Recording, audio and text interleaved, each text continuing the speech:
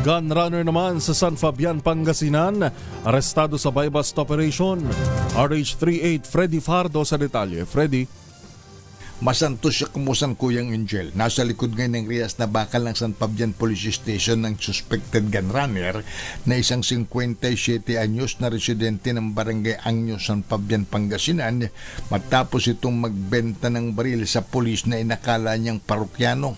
Sa ulat ni San Fabian si Chief of Police Lieutenant Colonel Danilo Perez, isinagawa ng kanyang mga tao ng operasyon sa Barangay Angyo alas 3:50 ng hapon at nang iabot na ng suspect ang isang kalibre 38 baril kapalit ng mark money na 4,500 pesos, agad itong inaresto.